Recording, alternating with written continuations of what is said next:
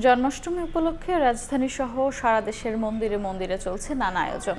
এই মুহূর্তে ঢাকেশ্বরী মন্দিরে আছেন রিপোর্টার ধ্রুব ব্যানার্জি এবং সিরাজগঞ্জে আছেন রিঙ্কু কুণ্ডু। সরাসরি প্রথমে যাচ্ছি ধ্রুবর কাছে।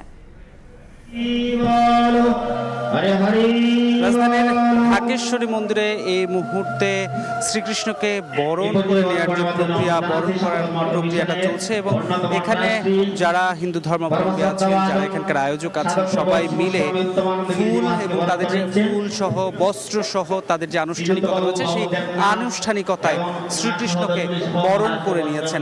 আমরা আজকে ঠিক সকালে এসে যেটা দেখতে পেয়েছি, সকাল 6টার পর থেকেই মূলত এখানে আনুষ্ঠানিকতা শুরু হয় এবং পুরো যে আজকে যে দিনব্যাপী যে অনুষ্ঠান, সেই দিনব্যাপী অনুষ্ঠানের যে মূল আনুষ্ঠানিকতার যে প্রস্তুতি, সেই প্রস্তুতিটা কিন্তু শুরু হয়ে যায় এবং বেলা ঠিক 8টার দিকে এখানে যে গীতা যজ্ঞের যে প্রথমের যে আনুষ্ঠানিকতা রয়েছে, যেমন মূল পূজায় যাওয়ার আগে যে প্রথম পূজায় যে পূজা রয়েছে সেই পূজাটা করা হয় এবং প্রথমেই আংশিক চণ্ডী পাঠ করা হয় এবং এখানে আজকে যারা এসেছেন এবং পরিচালনার দায়িত্বে কিন্তু রয়েছেন সীতাকুণ্ড চট্টগ্রামের যে মিশনটি রয়েছে, সেই মিশন থেকে এখানে মূল যে গীতা যজ্ঞের কিন্তু আয়োজন করা হয়েছে আজকে এটি দিয়ে, অর্থাৎ গীতা যজ্ঞের মাধ্যমে আজকের যে ঢাকেশ্বরী মন্দিরের আনুষ্ঠানিকতা, সেই আনুষ্ঠানিকতা কিন্তু শুরু হচ্ছে।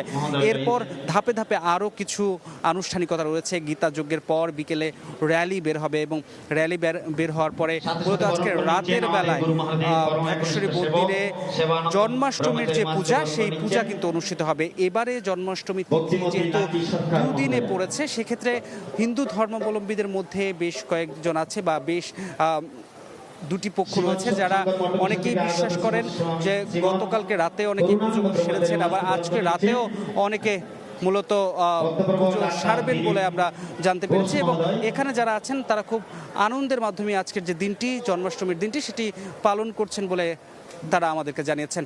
এই ছিল ঢাকেশ্বরী মন্দির থেকে আমার কাছে সবশেষ। সারা দেশে আনুষ্ঠানিকতা চলছে। একটু আমরা যাব সিরাজগঞ্জে, সেখানে আছেন সহকর্মী রিঙ্কু কুণ্ডু।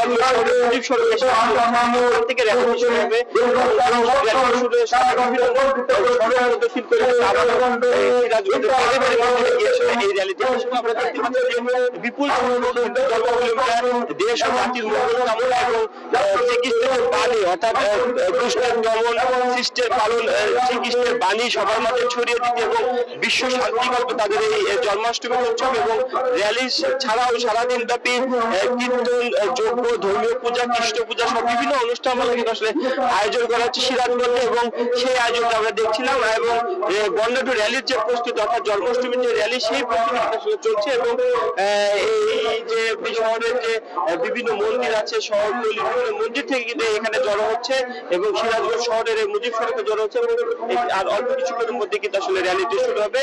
সেই সাথে আমরা যদি বলি যে সিরাজগঞ্জের অন্যান্য যে উপজেলাগুলো রয়েছে, অর্থাৎ অন্যান্য উপজেলা কিন্তু আসলে এই যে জন্মাষ্টমী র্যালি সহ বিভিন্ন অনুষ্ঠান আয়োজন করা হচ্ছে। কথা বলা যায় যে দিনব্যাপী নানা অনুষ্ঠানের মধ্যে পালিত হচ্ছে ভগবান শ্রীকৃষ্ণের জন্মাষ্টমী এবং সেই সাথে রাতে ধর্মীয় পূজা এবং কৃষ্ণ পূজা এবং কীর্তন অনুষ্ঠিত হবে বলে জানিয়েছেন আয়োজক কমিটি। এই ছিল সিরাজগঞ্জ থেকে আমার কাছে জন্মাষ্টমী আয়োজনের সবশেষ খবর। জন্মাষ্টমী আয়োজনে নানা খবর জানছিলাম সিরাজগঞ্জ ও ঢাকেশ্বরী জাতীয় মন্দির থেকে।